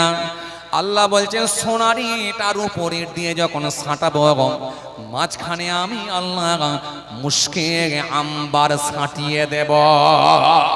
জোরে বলবেন না, খুশি মনে হয় না? এই যে মুশকে আম্বার দেব, ছাঁটিয়ে দেব, এই বাংলো তোমাদেরকে দান করব। সেখানে লাগবে না আর কোনো ধর্ম, করতে হবে না আর কোনো কর্ম।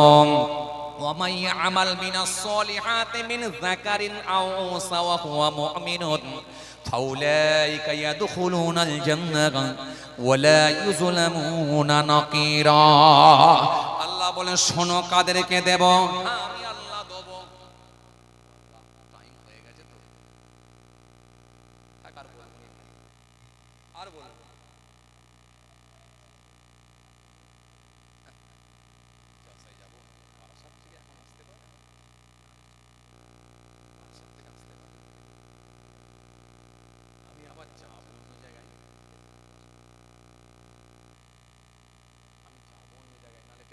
কথা বুঝতে পারছেন?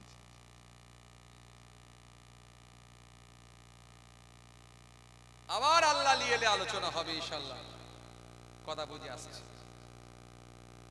হ্যাঁ, সর্বনাশ করেছে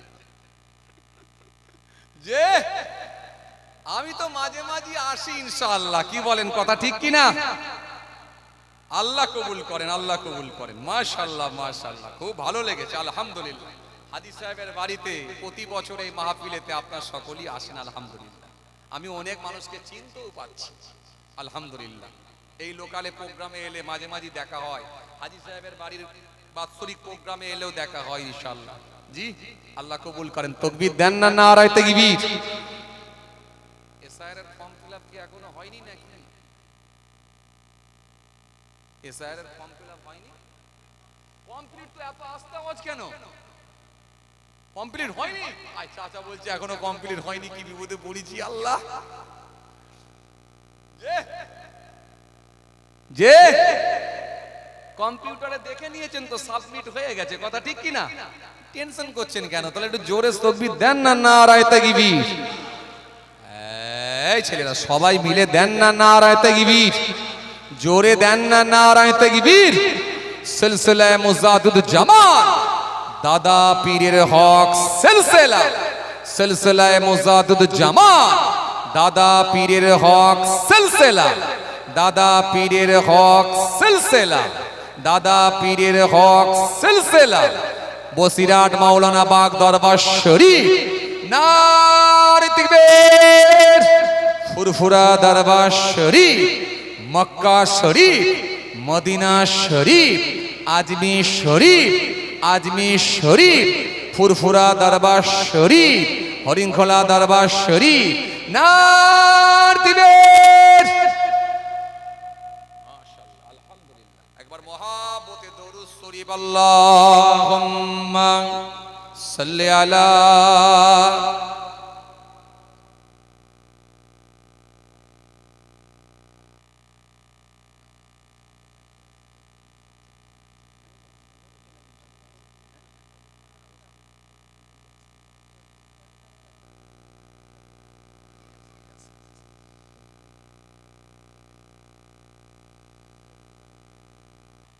আপনি এইদিকে চলে আসেন না, জায়গা আছে তো ভাই? অনেকক্ষণ ধরে দাঁড়িয়ে আছেন গো। আহা, আমার ভাইরা অনেকক্ষণ ধরে দাঁড়িয়ে আছে, এইদিকে ভিতরে চলে আসেন না। এই তো জায়গা আছে তো, এই সাইডে চট বিছানো আছে, বসে যান না, আরাম করে বসেন। চলে কেন যাবেন, আরাম করে বসেন। আহা, ভিতরে চলে আসেন, ভিতরে চলে আসেন। একটু মহাব্বতে দরুদ শরীফ, আল্লাহুম্মা সাল্লি আলা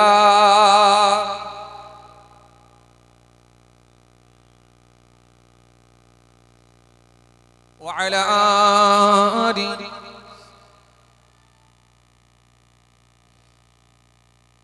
মহব্বতে পড়েন না, সবাই মিলে পড়েন। দরুদ শরীফ পড়লে লস নাই, লাভ আছে, লাভ আছে। একবার দরুদ শরীফ পড়বেন, আমার আল্লাহ খুশি হয়ে গিয়ে আপনার নেকির খাতায় নেকি দিয়ে দেবেন। একবার সুবহানাল্লাহ পড়বেন, আল্লাহ খুশি হয়ে গিয়ে আপনার নেকির খাতায় 10টা নেকি দিয়ে দেবেন। জোরে বলবেন না। হযরত মুসা কালিমুল্লাহ তিনি একদিন তাওরাত কিতাব পড়ছেন। হযরত মুসা কালিমুল্লাহ পড়তে পড়তে দেখতে পেলেন আমার আল্লাহ একটা জায়গায় বলছেন এই পৃথিবীর জমিনে একজন নবী আমার কাছে খুব প্রিয় নবী হবে, যাকে আমি আল্লাহ সবথেকে বেশি ভালোবাসি, যাকে আমি আল্লাহ সবথেকে বেশি পছন্দ করি।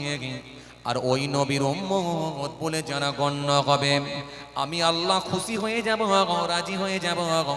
ওরা যখন কোনো নেকির কাজ করবে, একটা নেকির কাজ করলে আমি আল্লাহ ওদের নেকির খাতা গায়ে 10টা নেকি দিয়ে দেব। জোরে বলবেন না? আর যখনই ওরা 10টা নেকি করবে, আমি আল্লাহ 10 কে 100টা নেকি দেব। আর যখন ওরা নেকি করার চিন্তা নেবে, নেকি করবে বলে প্রিপারেশন নেবে, প্রস্তুতি নেবে, আমি আল্লাহ খুশি হয়ে গিয়ে ওদের নেকির খাতাতে একটা নেকি দিয়ে দেব। এজন্য একবার সুবহানাল্লাহ বললে 10টা নেকি, আর সুবহানাল্লাহর নিয়ত করলে একটা নেকি। নিয়ত করলে একটা, পড়লে 10টা। জোরে বলবেন না সুবহানাল্লাহ? এই যে ওয়াজ মাহফিলে গিয়ে এই জায়গাগুলো কিন্তু লস না আমাদের হয়ে যায়, এইগুলোকে ছেড়ে দেবেন না। এই যে এমন এসেছেন কুপন কাটতে, কিন্তু কেউ ভুল করছেন না। যদি লেগে যায়, আরে কথা বলে না, সবার তো আর ভাগ্যে হবে না, আল্লাহ যাকে নসিবে মেলাবে হবে, এত বড় ব্যাপার। যদি লেগে যায় ইনশাআল্লাহ ট্রাই করে দেখবেন, এখানে আসবেন, ট্রাই করবেন ইনশাআল্লাহ। দরুদ শরীফ একবার পড়বো, ইনশাআল্লাহ কাজ হবে ইনশাআল্লাহ। কালিমা শরীফ একবার পড়বো, একবার কাজ হয়ে যাবে ইনশাআল্লাহ।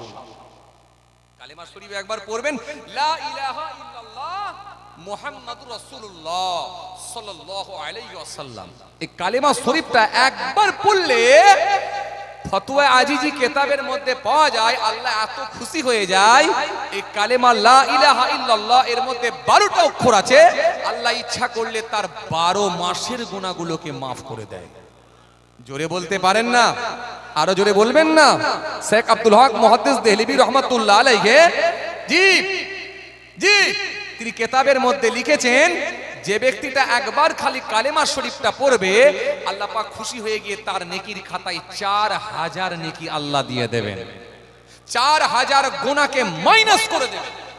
4000 গুনাহকে আমার আল্লাহ ক্ষমা করে দেবেন, মাইনাস হয়ে যাবে 4000 গুনাহ। একবার খালি কালেমা শরীফ পড়লে, তাহলে এইগুলো ছাড়বো কেন আমরা? আমরা বুদ্ধিমান ব্যক্তি যারা আছি, এই জলসার মাহফিলে গেলে যেন আমরা অবশ্যই 100% এগুলোকে ছেড়ে না দিই। কি কথা ঠিক কিনা ভুল বলে? যে ভাইরা আমার, বন্ধুরা আমার, সাথী মহব্বতের ভাইরা, এগুলো একটা সুযোগ, এই সুযোগগুলোকে আমরা কাজে লাগাবো ইনশাআল্লাহ। আসেন, কি বলছিলাম জানো? জান্নাত। হ্যাঁ, টয়লেট। তারপরে কি বলছিলাম? জান্নাত। তাহলে জান্নাত ইনশাআল্লাহ আল্লাহ দেবে ইনশাআল্লাহ। চিন্তিত হওয়ার কোনো কারণ নাই, চিন্তিত হওয়ার কোনো কারণ নাই। খালি ম্যাপিংটা ঠিক রাখতে হবে, ঠিক রাখতে হবে, ঈমানটা ঠিক বাঁচিয়ে নিতে হবে। শুরুতে যেটা বলেছিলাম মনে আছে আপনাদের? ঈমানটা বাঁচিয়ে রাখতে হবে, ইনশাআল্লাহ কাজ হবে। টেনশন নাই, ইনশাআল্লাহ কাজ হবে ইনশাআল্লাহ। ঈমানটা বাঁচিয়ে চলুন, ইনশাআল্লাহ কাজ হবে।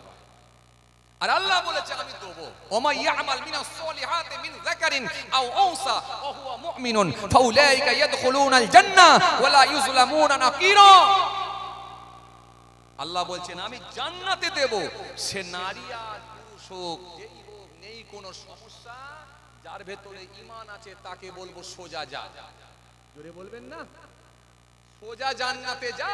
যার ভেতরে ঈমান আছে তাকে বলবো সোজা যা, নেই কোনো সমস্যা। লাগবে শুধু ঈমান, অধিকার কিন্তু সমান। চলে যাবে জান্নাতের ভেতরে, লাগবে না কোনো ধর্ম, করতে হবে না কোনো কর্ম। আর আমি আল্লাহ কথা দিচ্ছি, সেদিনে তাদের উপরও কোনো জুলুম হবে না, অনুপরিমাণও, সামান্য পরিমাণও জুলুম করব না। নবী একদিন দরবারে বসে আছেন, হঠাৎ করে আল্লাহ নবী হাতটা উপর দিকে তুললেন, তুলে একটু মুচকি হাসলেন। মুচকি হেসে আল্লাহ নবী ফের হাতটাকে নামিয়ে নিলেন, ফেসটা চেঞ্জ হয়ে গেল। আল্লাহ নবী একটু নারাজ হয়ে গেলেন, নারাজ হয়ে গিয়ে হাতটা সাহাবায়ে কিরামদের ভিতরে একটা প্রশ্ন জেগে উঠলো, ইয়া রাসূলুল্লাহ, হাবিবাল্লাহ, হুজুর হাত তুললেন, মুচকি হাসলেন, হাত নামালেন, মনটা খারাপ হয়ে গেল, ফেসটা চেঞ্জ হয়ে গেল, এই ব্যাপারটা একটু বুঝে উঠতে পারলাম না, হুজুর যদি একটু ক্লিয়ার করে বলতেন। আল্লাহর নবী বললেন, দেখো আমি দেখতে পাচ্ছি, জানো, শোনো সাহাবীরা, জিবরাইল ফেরেশতা আমাকে দেখালেন। আমি একটা সুনিশ্চিত সংবাদ তোমাদেরকে দিই, আয় আমার সাহাবীরা, আমি দেখতে পেলাম কি জানো, যখন এই রকম ভাবে আমি হাত তুলেছিলাম, আমারকে হযরতে জিবরাইল ফেরেশতা জান্নাতের ভেতরে একটা আঙ্গুরের ঝাড় আমাকে তুলে দেখালেন। জোরে বলবেন না, খুশি মনে বলবেন না? এই আঙ্গুরের ঝাড় আমাকে যখন তুলে দেখানো হলো, ও আমার সাহাবীরা, আমার মনটা বড় খুশি হয়ে গেল, আমার মনটা বড় খুশি হয়ে গেল।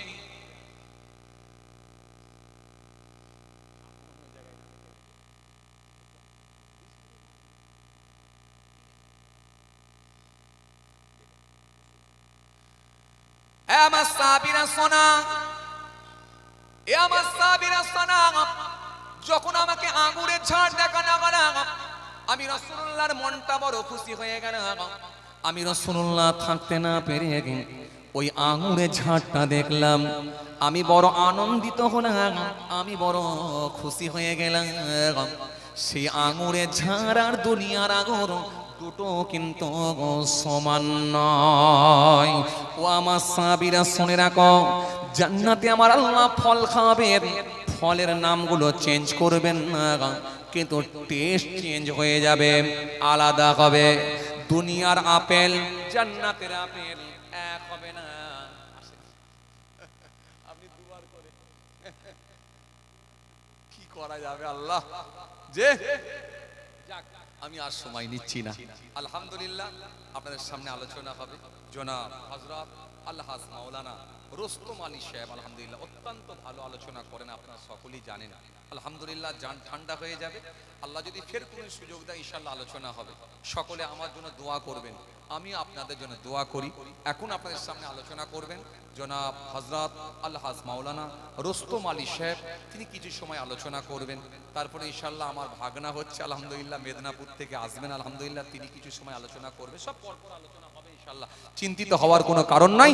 যারা আশেপাশে আছেন সবাই চলে আসেন, তাকবীর দেন, নারায়ে তাকবীর, আরো জোরে দেন, নারায়ে তাকবীর।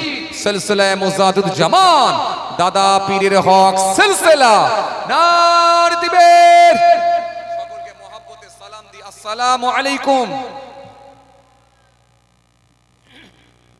আপনারা কেউ ওঠাউঠি করবেন না, বিশেষত সকলেই সবকিছু দেখতে পাচ্ছেন, আমরা কাউকে কষ্ট দিতে চাই না।